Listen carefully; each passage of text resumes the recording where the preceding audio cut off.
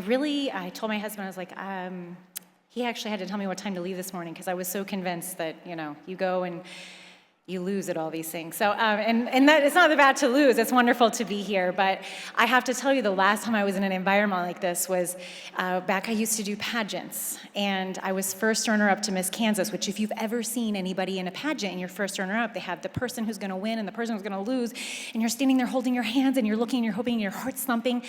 And that was the last time I was in an environment like this. And so. This is a new experience for me today, so thank you so much for that. Here's what I think that it's important for us to think about today.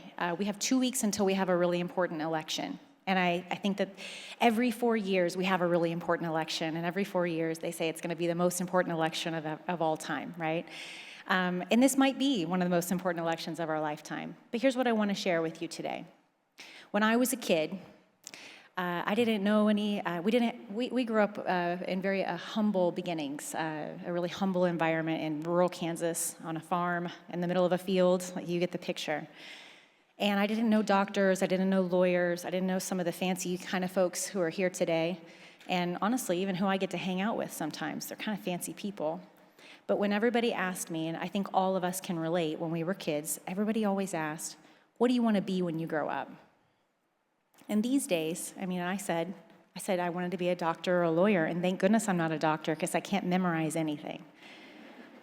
But I'm a good lawyer, and I'm thankful for the opportunity and the privileges that I had in my life that allowed me to become a lawyer. I have some very, very close friends at my table who are clients who have turned into friends, and they inspire me so much. But what I want to say today is, We've gotten into a culture and a society where what we are matters more than who we are. And so we need to start asking ourselves and asking our kids and asking people we meet, who do you want to be when you grow up? Because who we want to be is what we actually need to go forward with. Maybe you're not the person you want to be long term today. I think all of us have to evolve and change and work to make ourselves the person we want to be when we grow up. So who is that person?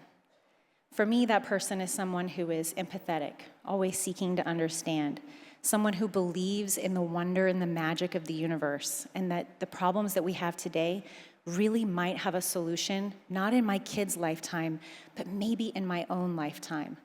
I want to be a person who sees the possibilities and can sit across from folks and maybe understand a little bit more about them.